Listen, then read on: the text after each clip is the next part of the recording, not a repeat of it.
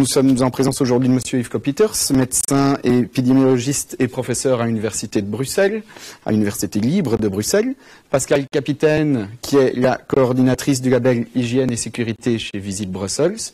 Et Pascal Magérus, ici, qui est guide, conférencier et le conservateur du musée La Fonderie. J'ai aussi de mon côté par ici Julien Stazowski d'Explore Brussels, directeur d'Explore Brussels, et Brigitte van der Bruggen qui répondront à vos questions via le chat. Alors pour le chat, très simple, si vous avez des questions pendant le cours de cette conférence, eh bien je vous invite à les poser tout simplement.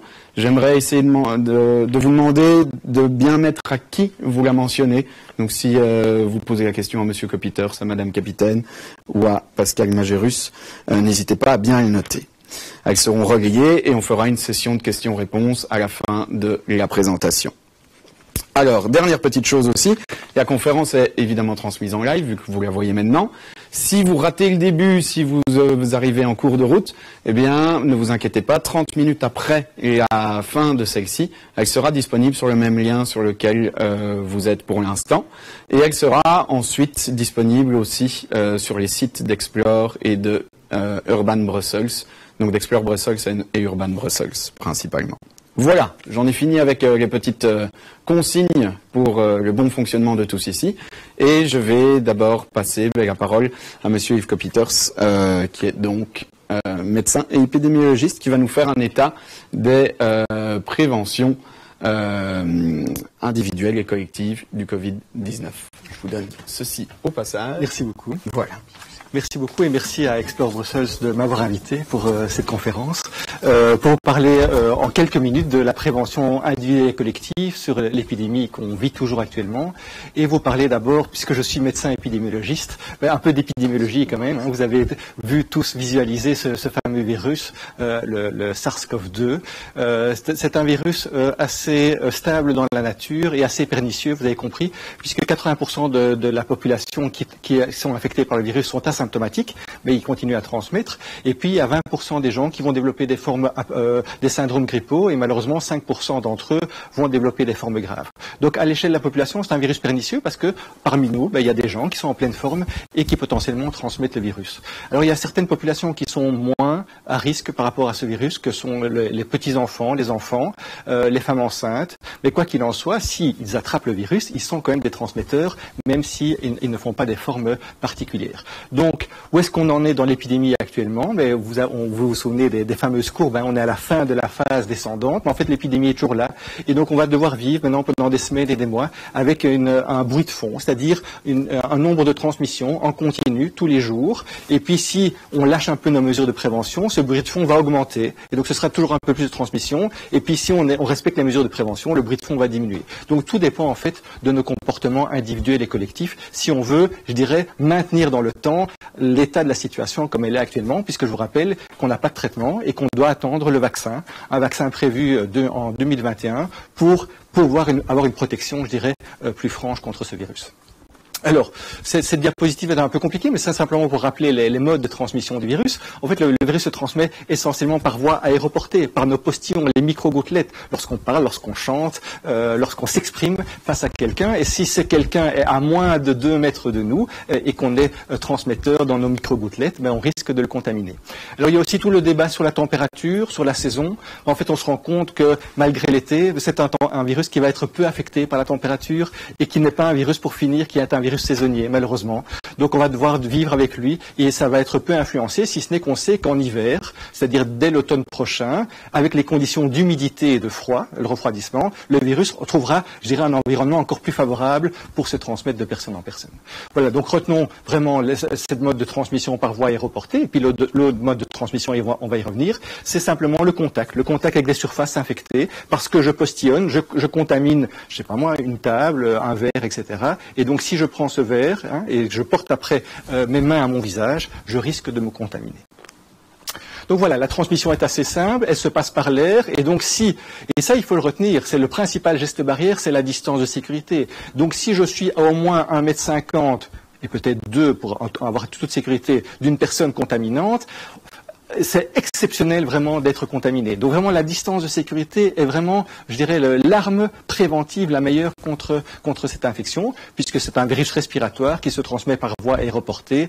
Et donc on dit, et ça ce sont les consignes, j'ai un risque accru si je suis en contact avec un transmetteur et je suis à moins d'1 mètre de lui, 1,5 mètre, et ça pendant 15 minutes.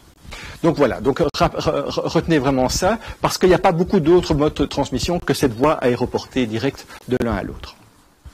Alors, les autres modes de transmission, comme on l'a dit, donc ce sont ces micro-gouttelettes qui vont soit se trouver dans l'air. Alors, si moi je parle, est-ce que le virus va rester dans l'air? Oui, il va rester 3 heures dans l'air. Mais pour rester dans l'air, il doit être dans des conditions, ce qu'on appelle d'aérosol, c'est-à-dire des conditions d'humidité particulière, etc. Et ces conditions, on ne les trouve pas, en général, dans l'environnement où on vit tous les jours. Donc, il faudrait vraiment être dans des conditions particulières pour que le virus reste en suspension. En général, lorsqu'une pièce est aérée, le virus ne reste pas en suspension. Donc vous avez compris aussi que les surfaces étaient un mode de transmission et donc fatalement l'hygiène des mains, on va y revenir, est un geste barrière capital par rapport à ce virus. Alors ça ce sont les flyers qu'on voit sur que le SPF Santé publique distribue ou montre à la télé. Donc dans certains pays on dit 2 mètres. La distance de sécurité c'est 2 mètres. Chez nous on est un peu moins prudent, c'est 1,50 m.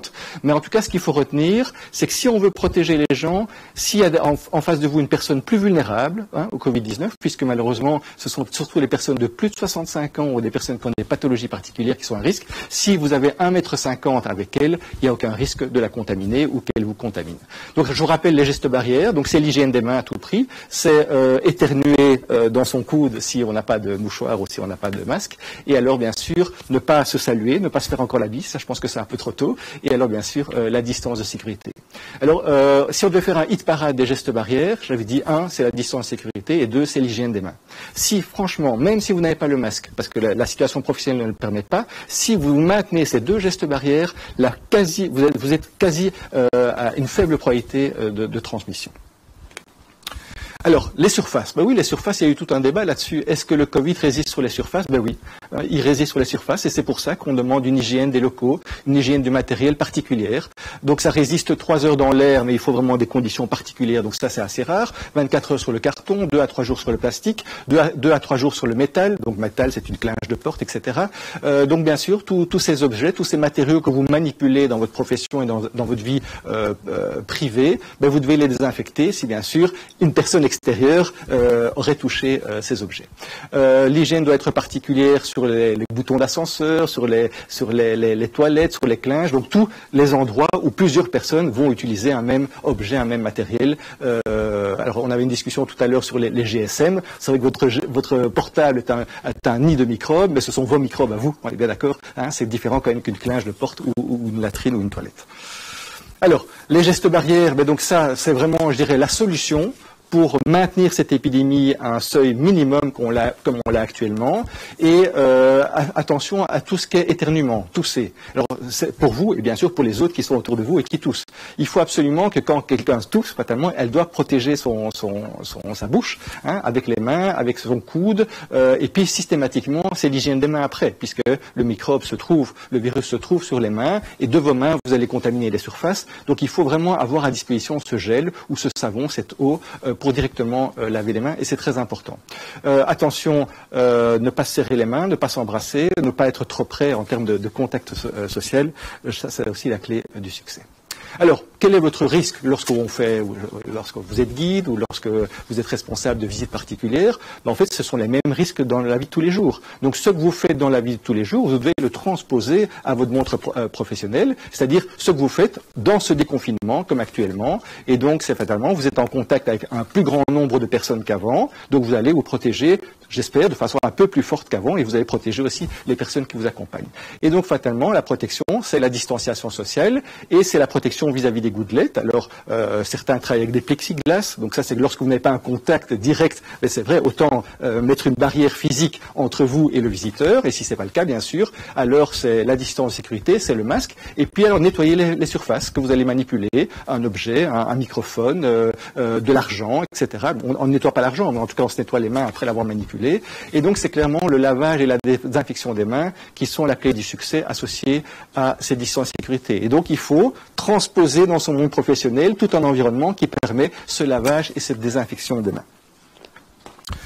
Alors, les masques, on va y revenir parce que c'était un sujet de polémique, et c'est toujours d'ailleurs en Belgique. Est-ce que le masque est utile? Ben oui, le masque, en fait, est devenu de plus en plus utile. Il n'était peut-être pas très utile au moment du confinement, mais maintenant, il a toute son utilité au moment du déconfinement, si on veut reprendre une vie normale, puisque le virus est toujours présent. Je vous rappelle que 2 personnes qui n'ont pas de masque, ça c'est parfait en termes de contamination, hein, ils vont se transmettre l'infection l'un à l'autre. Si maintenant, une personne est malade à gauche et l'autre personne met le masque, ben, malheureusement, le masque ne protège pas contre la maladie, donc il n'est pas filtrant a priori. Donc il va vous protéger, vous, parce que vous toussez, donc il va protéger l'environnement de vos micro-gouttelettes, mais si quelqu'un devant vous transmet la maladie, malheureusement vous allez l'attraper. Et donc si les 2 personnes mettent le masque, c'est pas la solution parfaite malheureusement, il n'y a pas de risque zéro, mais vraiment le risque est fortement diminué, pour autant bien sûr que ce masque soit bien porté.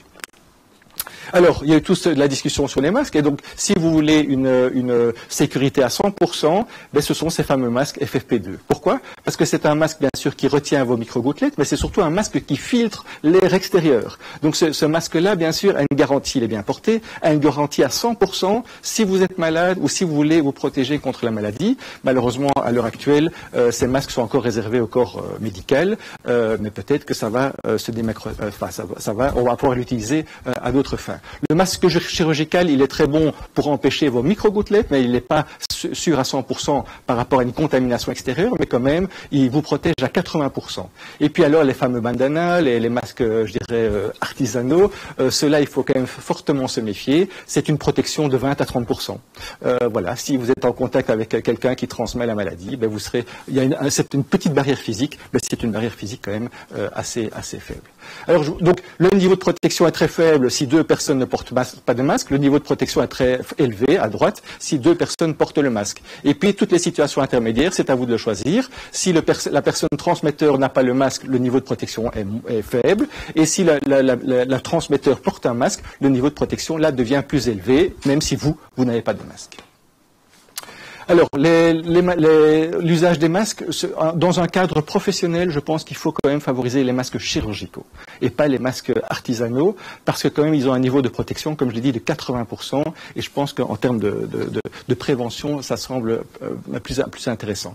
Alors, un masque chirurgical ou un masque de CIPTA peut être utilisé 8 heures, et puis il faut le changer, ou il faut le désinfecter, et alors, oui, donc il faut absolument faire attention, puisque si un masque, vous l'avez porté quelques heures, et vous portez vos mains à ce masque, vous risquez de vous contaminer.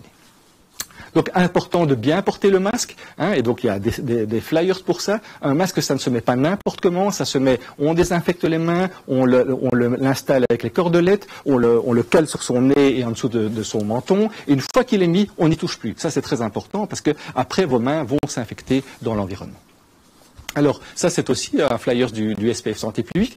Allez sur les sites parce que tout ça est très bien expliqué. Et c'est très important, c'est l'hygiène des mains avant et après le port du masque et vraiment la façon de le porter, parce qu'on se rend compte, en fait, que maintenant, les gens le portent de moins en moins bien. Et donc, les gens se sentent protégés, mais en fait, ils ne seront ni protégés et ils transmettent la maladie. Et donc voilà, toutes les mauvaises, je dirais, attitudes par rapport au masque. C'est un des derniers flyers de Cienzano, si je m'abuse. Mais outre le port juste du masque, attention à ces masques qu'on met en dessous du nez, ça n'a aucun sens. Attention à ces masques qu'on relève au-dessus du menton, ça n'a aucun sens. Attention à ces masques qu'on met en dessous du menton, comme on voit beaucoup dans la rue, ça n'a strictement aucun sens. Ça, ce sont des gens qui sont plus dangereux que s'ils n'avaient pas porté de masque, parce qu'ils se sentent psychologiquement protégés, mais en fait, ils ne sont pas du tout protégés. Et attention aussi, un masque, ça se met une fois, ça s'enlève une fois. On passe pas sa journée à enlever et remettre un masque parce qu'en fait, on se contamine le visage simplement avec ses mains. Donc un masque, malheureusement, on le porte une fois et puis après, on le nettoie ou on le jette. Alors les désinfectants, très important, il faut les avoir en poche. Ben, c'est un virus très fragile, son enveloppe est très fragile, donc il ne faut pas grand-chose, c'est du savon et de l'eau, et c'est pas non plus, enfin on avait parlé qu'il fallait 1 minute de savon et d'eau, c'est pas tout à fait le cas. Je crois qu'un bon lavage des mains mécanique est suffisant, c'est de l'alcool à 70%, et puis ou bien des choses beaucoup plus simples, c'est de l'eau Javel, avec une concentration bien précise, à 0,1%, et ça désinfecte toutes les surfaces, et ça désinfecte aussi vos mains, même si, attention aux allergies par rapport à ce type de produit. Et puis voilà, en conclusion, et comme ça j'aurais respecté mon temps, ce qu'il faut bien se rendre compte, c'est qu'on est en Belgique, mais que c'est une pandémie mondiale. Et que fatalement, lorsqu'il y a des visites, il y a souvent des visiteurs étrangers, et que l'épidémie n'est pas au même stade dans tous les pays. Et donc fatalement, l'épidémie, elle pourrait revenir aussi par des cas importés. Donc faites attention, alors il ne faut pas non plus avoir peur de tous les gens qui viennent d'ailleurs, c'est pas ça que je dis, mais il faut vraiment avoir des mesures de protection pour l'ensemble des personnes, parce qu'il n'y a pas une région du monde qui est malheureusement protégée actuellement. C'est un virus stable, donc il va rester dans l'environnement, il va rester sur les surfaces, et il faudra vivre avec tout l'été et dans toutes vos activités professionnelles. C'est une transmission à bas bruit, c'est-à-dire que c'est la prévention qui va nous permettre de combattre ce virus, et ce sont les gestes barrières. Donc en fait, toute la suite de l'épidémie va dépendre de nos comportements. Si on relâche nos comportements préventifs, mais malheureusement, on assumera les conséquences. Il faut bien se rendre compte, c'est que dans vos groupes, si vous avez des populations plus vulnérables de plus de 65 ans, il faut avoir une attitude particulière. Alors il ne faut pas sûrement pas stigmatiser ces personnes, on est bien d'accord, moi aussi j'ai un certain âge, mais quand même il faut les protéger par des mesures particulières. Il faut avoir une bonne communication, parce que vous avez compris que la communication actuellement autour de cette épidémie, elle a été quand même assez compliquée à l'échelle de la Belgique. Donc vous, en tout cas dans vos secteurs professionnels, ayez une communication cohérente et qui soit standardisée pour l'ensemble du secteur. Et puis vous avez compris qu'en Belgique et dans le monde entier, on n'a pas vraiment une vision de ce qui va se passer par rapport à cette épidémie. Il n'y a pas vraiment de plan de riposte. On parle de reconfinement, mais donc tout dépendra de notre capacité à empêcher ce reconfinement. Et dans la vie professionnelle, on a une grande responsabilité par rapport à ça. Et puis alors, désolé de le dire, c'est qu'un virus qui ne va pas disparaître. Alors même si je n'ai pas de boule de cristal, je pense quand même que ça va aller dans ce sens-là. Donc ce virus, il va rester dans la nature tant qu'on n'aura pas un vaccin ou tant qu'on n'aura pas des thérapeutiques efficaces. Alors même lorsqu'on aura le vaccin, il ne va pas disparaître de la nature, sauf qu'on aura tous une protection collective par rapport aux transmissions. Donc il faudra s'habituer à vivre avec ce virus. C'est une nouvelle vie, c'est une vie identique, mais avec des nouvelles normes, je dirais, de sécurité. Et il faut maintenir ça dans le temps. Voilà, je vous remercie. Un grand merci. Vous êtes pile poil sur le temps, c'est parfait. Je vais vous reprendre les petites choses, les petites télécommandes. Et on va passer donc maintenant à Madame Capitaine qui va nous présenter ici le label hygiène et sécurité de chez Visit Brussels. Je vous remercie. Voici. Alors bonjour à tous et à toutes. D'abord un tout grand merci à Explore Brussels mais également à Urban de donner l'opportunité de présenter ce label vis-à-vis de votre secteur. Alors pourquoi le label? Tout simplement, nous avons, au lendemain du confinement, nous avons eu plusieurs groupes de travail. Nous avons lancé au sein de Visit Brussels un groupe de travail pour voir un petit peu comment on pouvait mettre en place un plan de relance.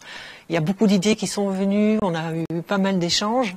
Et l'une des idées, enfin c'était pas une idée, c'était une demande du secteur, c'est d'avoir un label.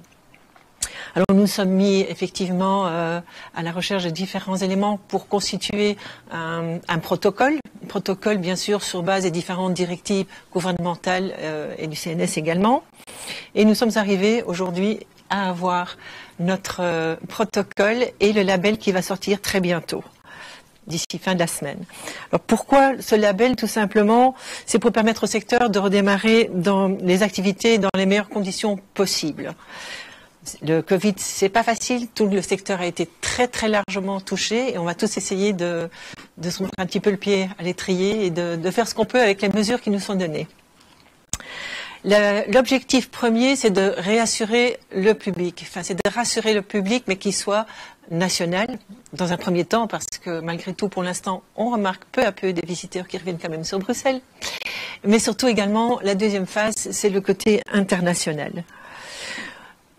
Le gouvernement bruxellois, enfin la région de Bruxelles-Capitale et Visit Brussels a également eu bon nombre d'autres, je dirais d'autres initiatives, dont j'espère que vous avez pu remarquer la campagne que nous avons lancée avec No Brussels Without Us, qui est sortie il y a 8 jours. Oui, tout à fait. Tout à fait. Et que je suppose, et j'espère que bon nombre d'entre vous ont pu remarquer, en tout cas les premiers résultats se font ressentir, ce qui est plutôt encourageant.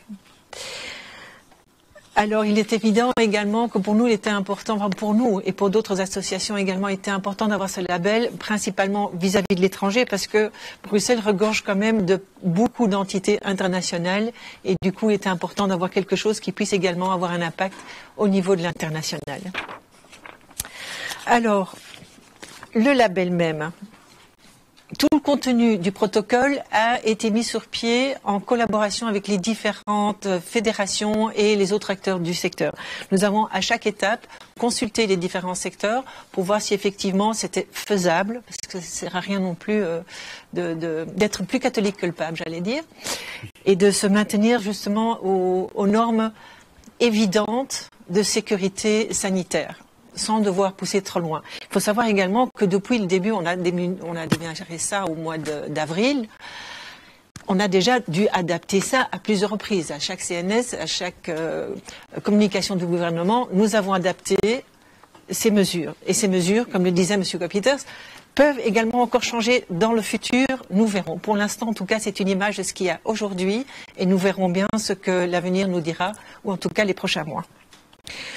Le but de ce label, c'est d'une part, effectivement, un petit peu aller réappuyer les différentes obligations, si on peut appeler ça comme ça, nécessaires au travers de tous les secteurs. Mais on a eu pas mal de communications, vous les avez eues, nous les avons eues. Ce qu'il faut faire au sein d'une entreprise, ce qu'il faut faire globalement, ce sont les mesures de base. Et puis ensuite, nous, on a été voir quand même avec les différentes fédérations ce qu'il y avait de plus particulier à vos secteurs.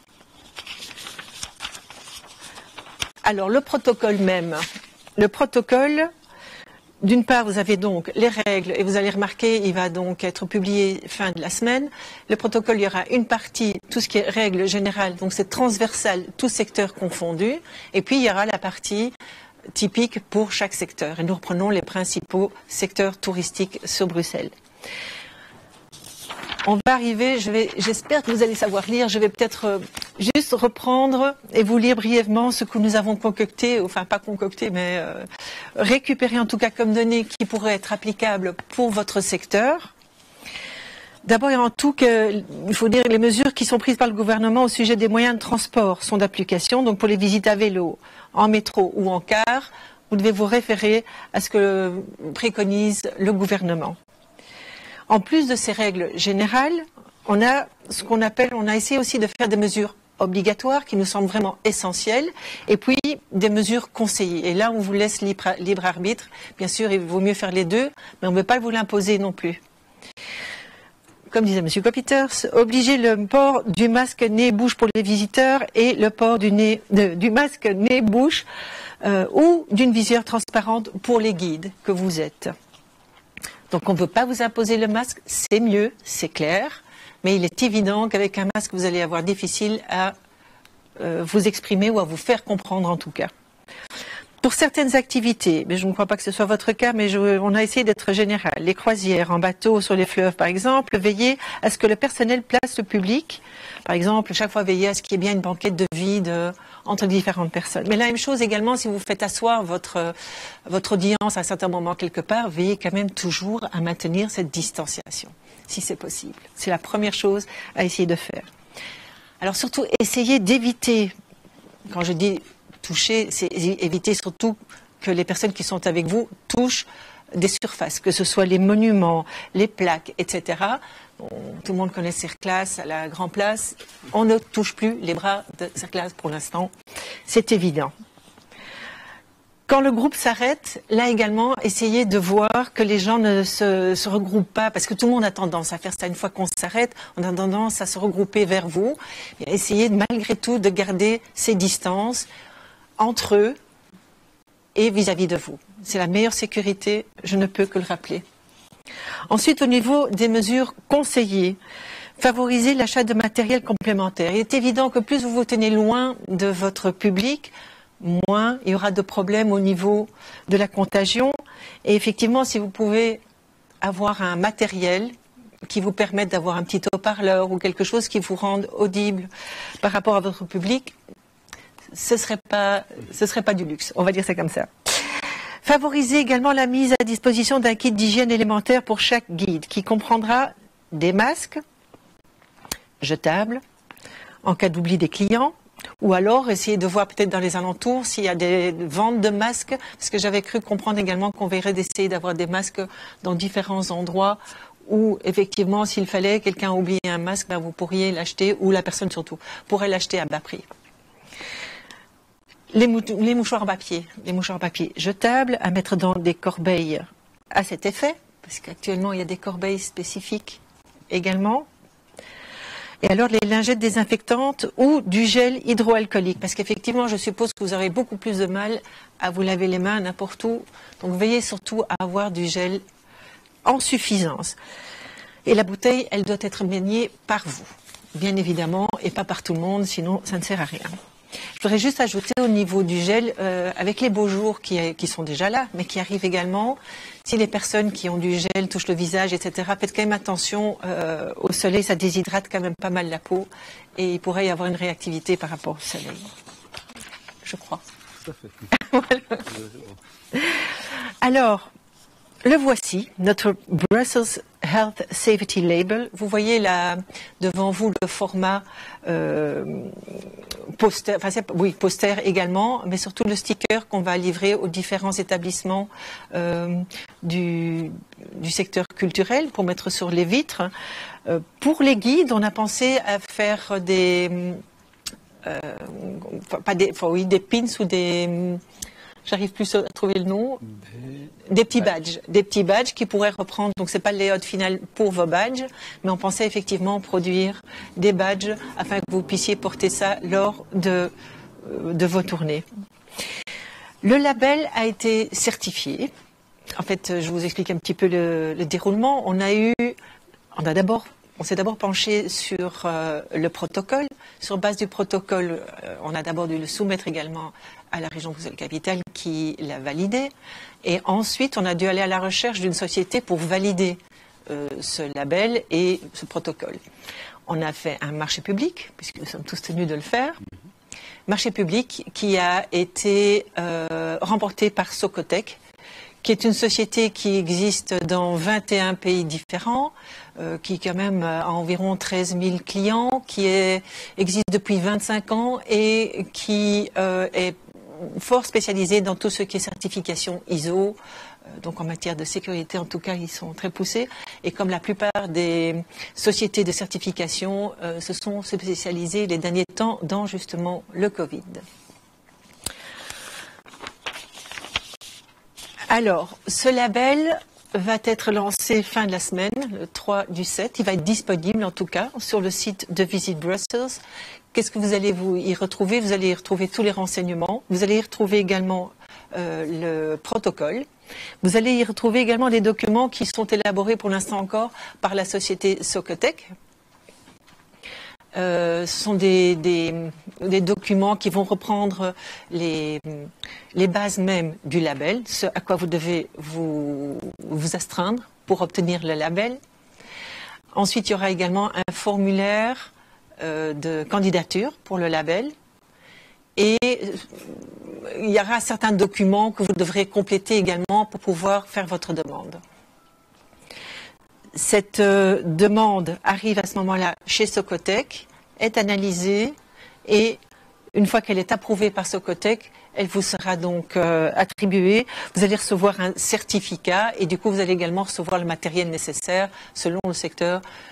Je ne crois pas que vous ayez besoin spécialement de grands stickers. Voilà.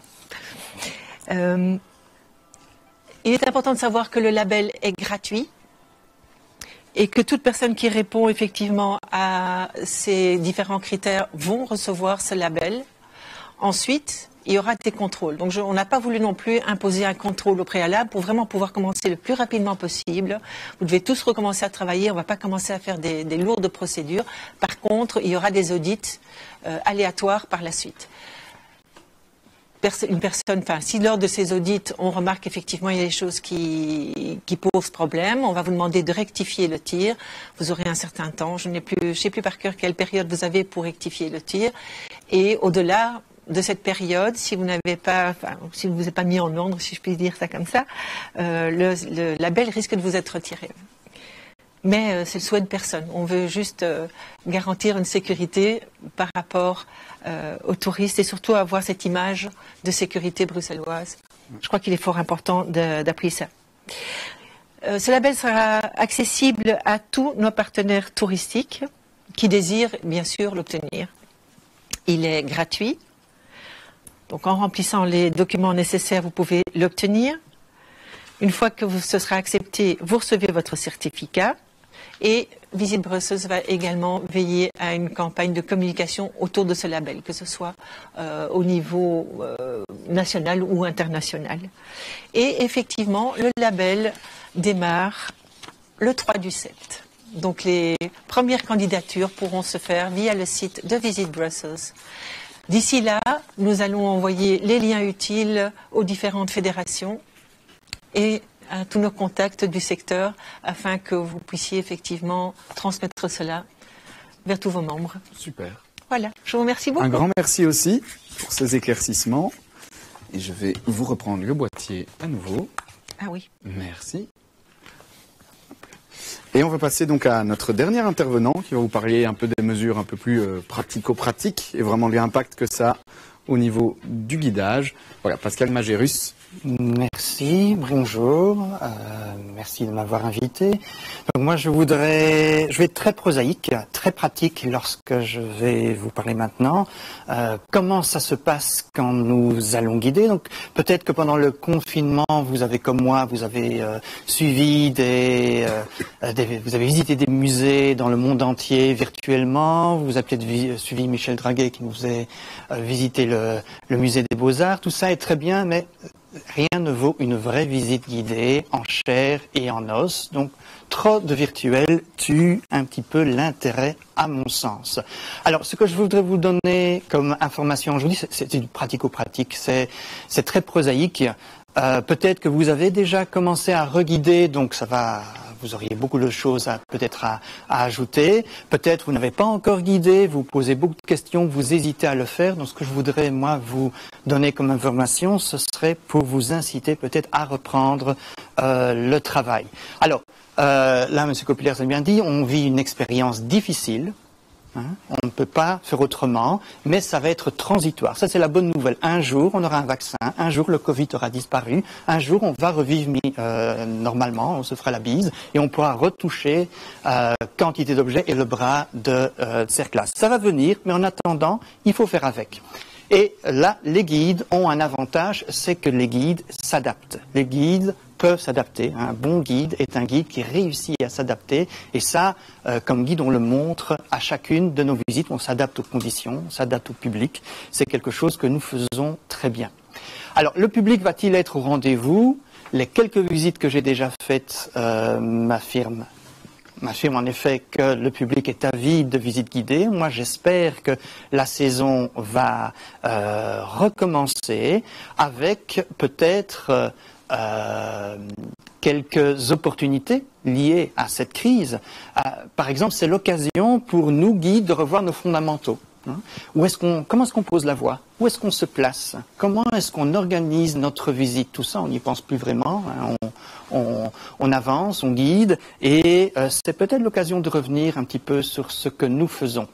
Les visites vont être plus courtes, parce que suivre une visite avec un masque, ça prend beaucoup d'énergie, donc on va devoir aller à l'essentiel, on va devoir synthétiser. Les visites de 3 heures, terminé.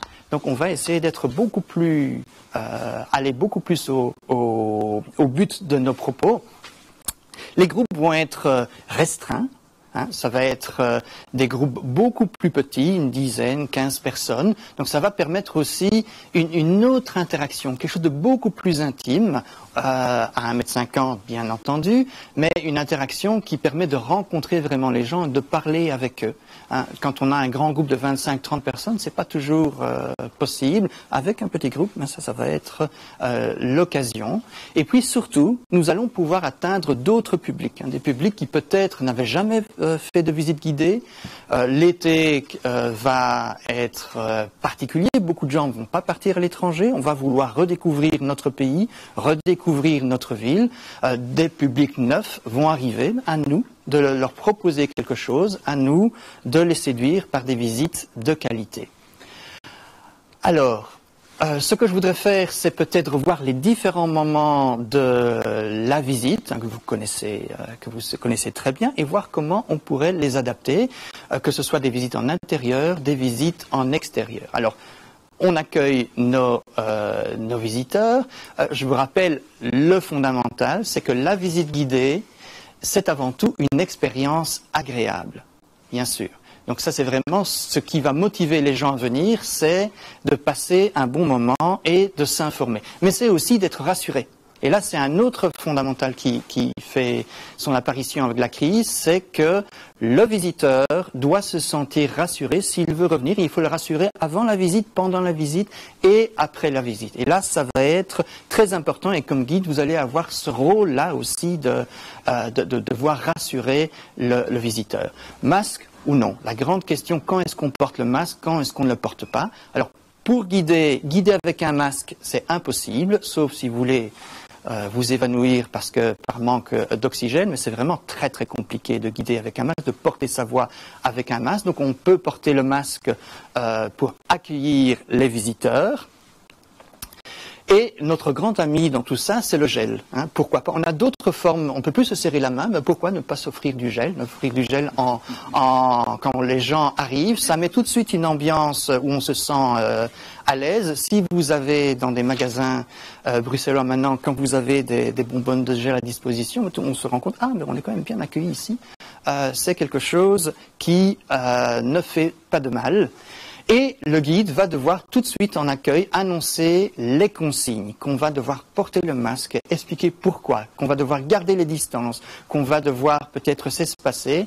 Et donc les consignes vont varier aussi en fonction de notre public, puisque, je l'espère, nous allons accueillir de nouveau des visiteurs étrangers.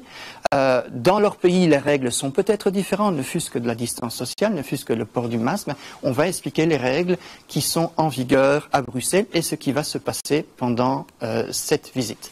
Alors, le contact tracing, vous vous en occupez pas, ça c'est le rôle de vos associations, mais il sera très important pour vous de voir qui est effectivement là au cas où il y a un problème, j'y reviendrai.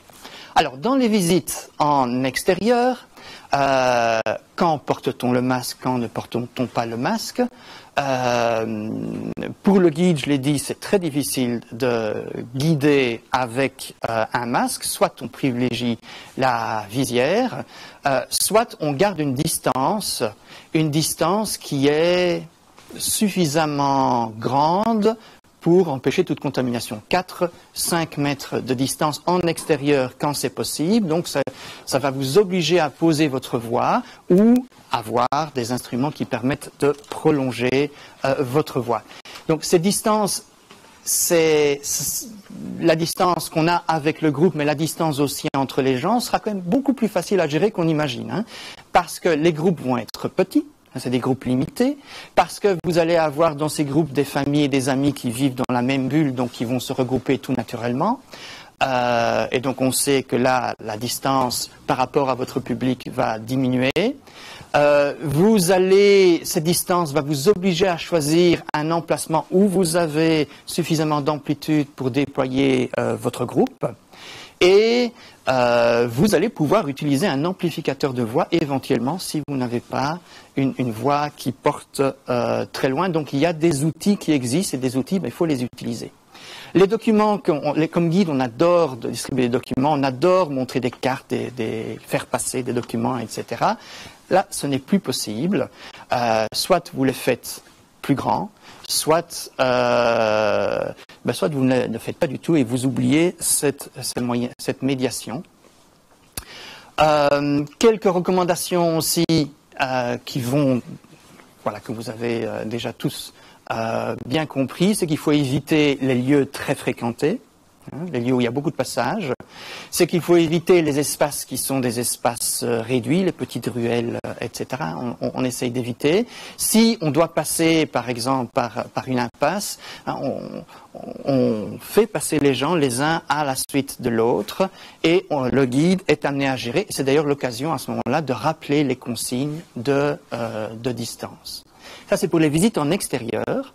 Pour les visites en intérieur, alors là, pour le guide, comme nous sommes à l'intérieur, le port d'un masque ou d'une visière est indispensable. Donc choisissez une visière, et ça on verra aussi un peu plus tard qui va fournir le matériel, etc. Mais en tout cas, choisissez une visière de qualité, celle que vous avez dans les pharmacies. Très souvent, on ne voit pas au travers, ou si vous portez des lunettes, c'est très ennuyeux. Donc choisissez une visière qui permette de l'adapter. On ne touche plus à rien. Ça, c'est ennuyeux. À la fonderie, on prépare une exposition qui va porter sur la lessive l'année prochaine. Et c'est une exposition où tout a été prévu pour que le visiteur touche et comprenne par le toucher les différentes phases d'élaboration de machines à laver. On doit tout revoir. Et donc ça va nous obliger, dans un musée, mais c'est comme pour les guides, à être imaginatifs et à trouver d'autres solutions. C'est le guide qui manipule éventuellement. Si vous avez une manipulation, un petit coup de gel et puis on manipule et on évite que le public manipule lui-même. Donc le gel est vraiment omniprésent là dans nos visites. Alors choisir, c'est mourir un peu. Comme guide, là nous allons devoir choisir ce que nous allons montrer. Les lieux à montrer, les objets à montrer où nous pouvons déployer nos groupes avec les distances qui sont nécessaires. Ça va créer beaucoup de frustration, mais encore une fois, on n'a pas le choix. Et pour des petits espaces, mais il y a peut-être des solutions qui existent. C'est vous expliquer ce qu'on va trouver dans cette salle ou dans ce réduit et vous faites rentrer les gens un à un. Tout ça va considérablement rajouter au temps de visite. Encore une fois, il faut réfléchir à sa visite, il faut la réadapter et il faut travailler avec les contingences liées à cette épidémie. N'oubliez pas que le guide dirige son groupe et donc peut donner ses indications à tout moment et donc toutes ces indications sont autant de rappels des conditions sanitaires. Alors, en fin de visite, comme guide, on adore aussi distribuer des flyers, distribuer des feuillets, les feuillets d'Explore ou d'autres. On ne distribue plus rien, mais pourquoi? On dépose peut-être notre pile de flyers et c'est au public à venir chercher lui-même son flyer et il ne passe pas par un intermédiaire. Très simple, mais à faire. Contact tracing, très important à la fin de la visite de l'annoncer. Donc, s'il y a un problème, donc j'espère que vous n'allez plus entendre parler de nous, quoique, mais en tout cas, nous avons vos coordonnées et ces coordonnées, on vous contactera s'il y a un problème d'infection. Donc, il faut l'énoncer quand même. Hein, ça, c'est très important. Réinviter son public à suivre les visites, c'est aussi le but, c'est qu'ils aient trouvé du plaisir à cette visite et qu'ils reviennent. Alors, on termine souvent aussi dans nos visites, est-ce qu'on va prendre un verre, etc. C'est un peu plus compliqué à gérer dans la période actuelle, mais pourquoi pas, il faut soutenir l'Oreca et c'est tout à fait possible. Je terminerai peut-être avec une remarque. Donc les consignes que nous avons avec le groupe, que l'on énonce, c'est un contrat à suivre pour les groupes. Donc que se passe-t-il si une personne ne souhaite pas suivre ces consignes, ne respecte pas les conditions sanitaires? Ça, c'est une question aussi que l'on peut poser par après. Le groupe est un allié dans tout ça. Donc, si votre groupe adhère à ces consignes, mais il peut aussi, on peut en parler avec la personne qui refuse de les appliquer et éventuellement lui demander de quitter la visite. Mais tout ça, évidemment, c'est quelque chose à débattre. La bonne nouvelle aussi, c'est que tout dans les musées, dans les lieux publics, tout ce qui est toilettes, vestiaires, magasins, etc., suivent des protocoles spécifiques qui sont mis en place par ces musées ou par ces lieux touristiques. Donc vous ne devez vous occuper de rien, vous devez juste vous occuper de votre guide. Mais c'est important aussi de préciser à vos publics que les lieux dans lesquels ils peuvent continuer la visite sont des lieux sûrs et sanitairement organisés. Voilà. Alors, on a fait un rapide tour, il y aura encore beaucoup de choses à dire, mais moi j'attends aussi peut-être des partages d'expériences lorsqu'on va se croiser dans des visites cet été. Et je vous souhaite en tout cas de très bonnes visites. Merci beaucoup. Je reprends ceci. Voilà, merci à toi aussi pour cet éventail de petits conseils pratiques. On va donc passer maintenant à notre dernière étape. Donc une petite session de questions-réponses. Je vais me tourner pour ça vers la team question qui a bien suivi tout ceci de près et qui va un peu rediriger les questions que nous avons eues de notre côté. Donc, plutôt question pour Yves Copiters. Donc, si chacun porte un masque, est-ce que la distance d'1,50 m peut être réduite? Et dans le même genre, donc si tout le monde se regarde dans le même sens vers le guide et dans la même direction, est-ce qu'on doit garder encore ces distances d'1,50 m ou est-ce que la distance vers l'avant d'1,50 m suffit? Alors, je ne vais pas dire qu'il ne faut pas garder la distance, mais c'est vrai que dans certaines situations particulières, on le voit d'ailleurs, on transpose ça au transport en commun, on n'a pas ce type de distance, mais si les gens portent un masque, ils le portent bien, je pense que franchement le risque est très faible. Donc oui, dans certaines situations particulières, oui, il faut fonctionner comme ça, soit tout le monde regarde à la même distance, soit on est plus proches les uns des autres, mais que ces situations à risque ne durent pas trop longtemps. Question pour Pascal Capitaine. Est-ce que les guides indépendants peuvent prétendre au label? Donc, ils ne font pas partie d'une association, mais qui travaillent... Oui, tout à fait. Oui. Question pour les deux, Pascal, finalement. Dans les propos, on parle de groupes de 15 personnes, mais apparemment, dès le 1er juillet, on pourrait accueillir jusqu'à 50 personnes. Donc, la personne s'interroge, bon, qu'en est-il? Nous ne sommes jamais, on n'a jamais été là pour donner des nombres, parce que ça change à chaque fois. On en réfère toujours aux recommandations du CNS et du gouvernement. Donc actuellement, je crois que les derniers chiffres étaient de 20, il me semblait. De 20, mais voilà. Je n'ai pas encore entendu parler de 50. Non. Autre question que Pascal? Oui, et juste pour préciser que des trop grands groupes vont être difficiles à gérer. Et donc, il y a les raisons sanitaires, bien sûr, mais aussi la raison de gestion d'un groupe. Au-delà de 15, avec les conditions imposées par les masques, etc., la voix ne va pas porter. Et on va avoir un groupe beaucoup trop grand et beaucoup trop difficile à gérer. C'est pour ça que 10 personnes, je trouve que c'est une bonne taille. On peut monter jusqu'à 15, mais je n'irai certainement pas au-delà de 15.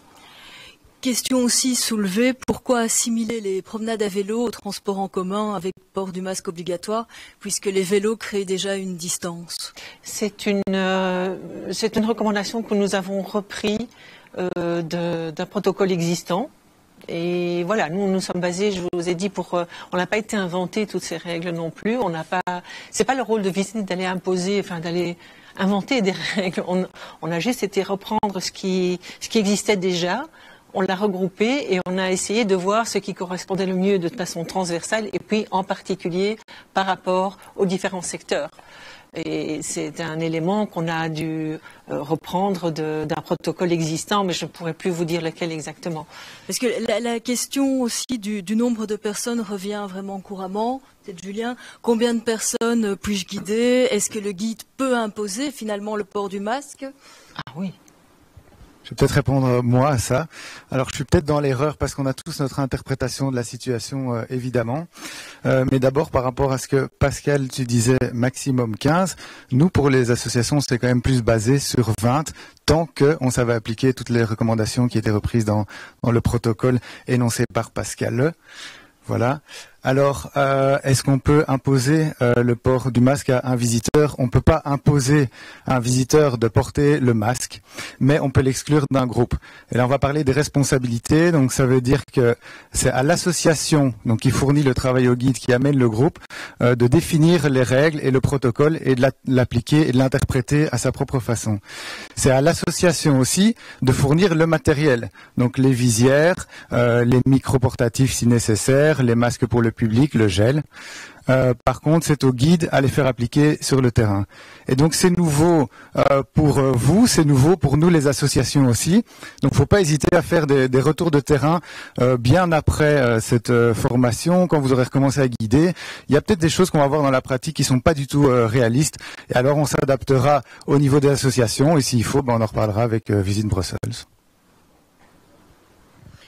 Bon, il y a encore quelques questions justement. On a déjà guidé avec un masque, mais c'est difficile de demander aux participants de porter un masque si le guide n'en a pas. Bon, ça c'était une des remarques. Comment peut-on nous contrôler? Audits sont-elles reconnues comme telles? Y a-t-il des groupes en ville? Voilà, enfin voilà. Encore en vrac, ai-je bien compris, les masques ne filtrent que dans un seul sens. Quid des masques artisanaux dans lesquels on place un filtre? Donc oui, les masques ne filtrent pas de l'extérieur vers l'intérieur, si ce n'est en effet s'il y a des petits filtres, mais il faut vraiment les changer très, très régulièrement et il faut surtout qu'ils soient assez larges. Oui, ok. Oui, donc s'il y a des filtres, c'est déjà plus rassurant. Voilà la question aussi, mais Julien en a parlé. Donc voilà, si les personnes ne veulent vraiment pas mettre un masque, qu'en est-il que peut-on faire malgré les demandes? Est-ce que c'est vraiment alors leur responsabilité? Oui, le guide peut l'exclure et l'association assumera sa responsabilité par rapport à ça.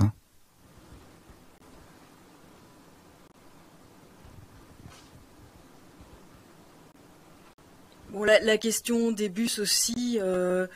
Donc voilà, avoir des petits groupes, c'est bien en théorie, mais comment faire quand c'est des cars? Finalement, c'est vrai qu'un car, on peut mettre 50 personnes. Petit groupe, c'est 25 personnes, donc plusieurs guides alors? Oui. Malheureusement, ça va être compliqué à gérer. Dans un car, de toute façon, vous aurez un siège sur 2 qui sera inoccupé, donc ça va déjà réduire la taille d'occupation du car, donc la taille des groupes. Beaucoup de réactions par rapport au port du masque à vélo, hein, donc... Je sais. Oui. Donc oui, je sais. Bon, je suppose que ça vient plutôt de chez moi, ça en effet. Donc pour ceux qui ne connaissent pas, je travaille en effet chez ProVélo. Et donc les questions du port du masque à vélo, c'est aussi relatif à ce que vous faites comme activité. Comme dit Julien, on ne peut malheureusement pas obliger une personne à porter le masque. Je pense qu'il y a une différence entre des visites vraiment d'intérieur où vous rentrez sur un lieu privé et des visites d'extérieur où là, on est dans des parcs, c'est peut-être plus aéré. Je pense qu'il y a au minimum une distanciation sociale importante à observer dans le cas où le participant ne veut absolument pas mettre son masque. Maintenant, ça va toujours dépendre un peu de l'état du groupe et de comment gérer. Si vous ne le sentez pas, vous restez le dernier mètre de la décision que vous prenez au moment même durant le parcours. Et c'est à vous de voir si on exclut quelqu'un ou si on ne l'exclut pas. Question aussi, ça peut être plus pour Pascal, est-ce que ces règles en fait sont valables dans toutes les villes belges? Donc si quelqu'un va d'abord à Bruxelles et puis ce groupe part à Anvers, est-ce qu'il y aura les mêmes règles ou est-ce que chaque ville a ses propres règles ou chaque région? Le protocole qui est attaché au label, c'est un label bruxellois pour l'instant. Donc voilà, pour l'instant, ce sont les règles en tout cas qu'on désire vous suggérer ici sur Bruxelles. Par rapport au label aussi, si l'association n'obtient pas le label, est-ce qu'elle va être interdite de guidage en extérieur ou c'est juste une reconnaissance, un plus pour le client en fait? C'est un plus pour le client, c'est une sécurité, c'est une marque de sécurité, je dirais, pour le client. Alors une autre question, dans les petits musées, des quotas de visiteurs ayant réservé ont été définis en fonction de la surface. Peut-on élargir maintenant ces quotas afin de permettre la coexistence d'un groupe en visite guidée et de visiteurs isolés? Donc nous, pour la fonderie, on a limité maintenant à 10 personnes et c'est en effet en fonction de la taille, de l'espace disponible. Et moi, je crois que je vais m'en tenir à 10 personnes pour les visites guidées, en tout cas pour les prochains mois. Donc pour l'instant, pas de cohabitation, il y a une règle bien précise ou... En tout cas, moi, je connais la règle qui s'applique chez nous, la règle que l'ICOM nous demande. Bien évidemment, vous avez un groupe qui est là, un groupe de 10 personnes et des visiteurs individuels qui visitent. Il y a moyen de coexister, bien évidemment. Donc il y a quand même beaucoup de bon sens dans la manière dont on gère la crise sanitaire. Et ça se fait vraiment tout naturellement. Et donc là, le guide pourra aussi demander aux visiteurs extérieurs de s'éloigner peut-être un petit peu. Donc il organise son groupe, il organise sa visite et comme il est seul maître à bord quelque part.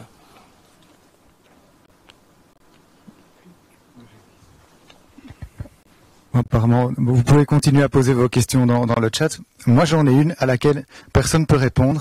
Et du coup, c'est plutôt, je vais vous demander à chacun des 3 intervenants votre avis. Je donnerai le mien pour Explore Brussels. Mais on commence donc, comme Pascal l'a dit, les visiteurs commencent tout doucement à revenir. et les visiteurs commencent aussi à planifier. Et du coup, nous, on ne sait pas quoi faire pour les demandes de groupe, pour les événements qu'on doit organiser à partir du mois de septembre, et donc jusqu'à la fin de l'année. Donc, qu'est-ce qu'on peut faire par rapport à ça? Parce qu'on doit anticiper les inscriptions, le matériel à acheter. Donc, quel serait chacun votre comportement, ou qu'est-ce que vous préconiseriez? On va peut-être commencer par Pascal. Je sais pas, j'ai bien voulu.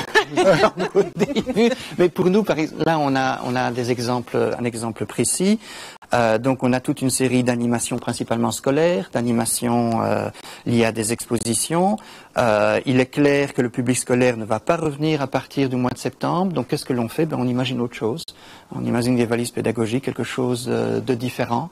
Donc, on essaie de travailler là où on peut, déjà influer. Et c'est vrai que la question des groupes qui viennent, c'est quand même un souci que nous avons, nous aussi, et pour lequel je n'ai pas de réponse. Donc on peut s'adapter dans certaines situations autour d'animation, autour d'exposition, mais il y a quand même beaucoup d'incertitudes pour nous aussi. En ce qui nous concerne, moi j'ai assez difficile à me mettre à votre place, mais il faut savoir que Visit Brussels organise également des animations et des événements. La règle chez nous pour l'instant, c'est on organise en fonction des règles en vigueur pour l'instant.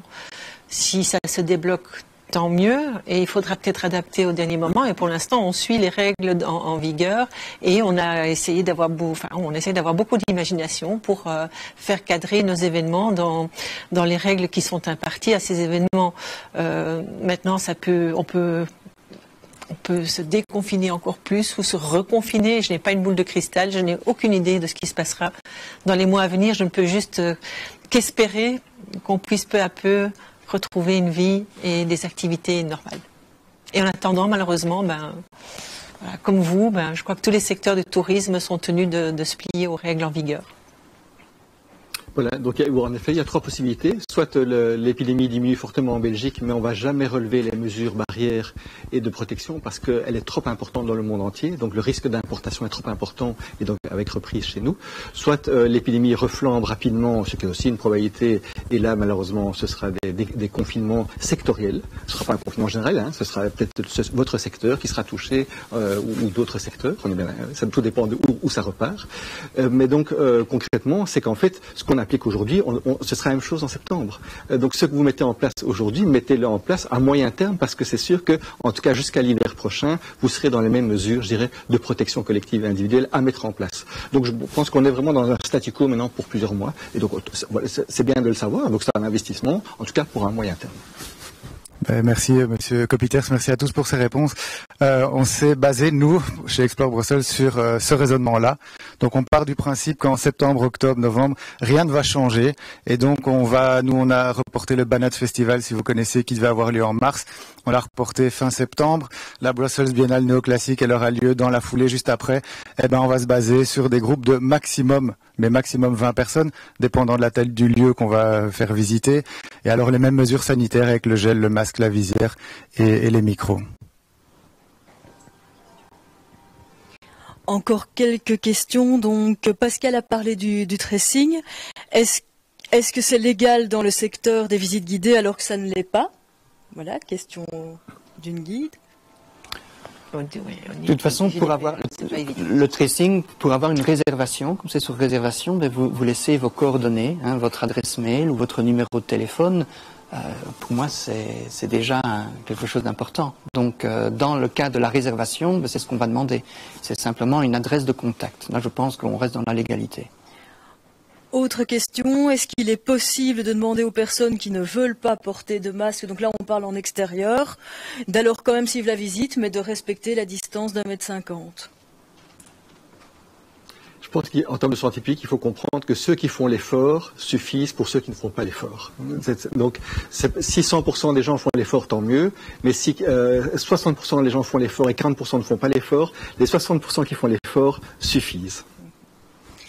Et alors, en fait, quelqu'un qui signale pour info qu'à Bruges, l'accompagnateur d'une promenade touristique ne peut pas causer des nuisances sonores, donc qui ne peuvent pas utiliser d'amplificateur. Bon à savoir. C'est fini pour les questions. Voilà, bon, on arrête la séance de questions-réponses maintenant, mais sachez évidemment que les contacts de vos associations, les personnes avec qui vous êtes fréquemment en contact pour les visites, restent là pour y répondre. N'hésitez pas non plus à nous renvoyer directement des questions, si vous en avez encore par la suite à la vision et à la rediffusion de cette conférence. Vous pouvez toujours envoyer un petit mail à Dominica, qui a organisé la conférence, donc dominica@explore.brussels. Vous pouvez lui renvoyer un mail et lui faire part de vos questions. On essayera d'y répondre de la meilleure manière possible. Voilà, je ne sais pas si quelqu'un d'autre a encore quelque chose à ajouter, mais je pense qu'on a fait le tour. Un grand merci de nous avoir suivis et n'hésitez vraiment pas à revenir vers nous. On est là pour, en effet, répondre à vos questions et on est là pour vous, tout simplement. Voilà, une belle journée et au revoir.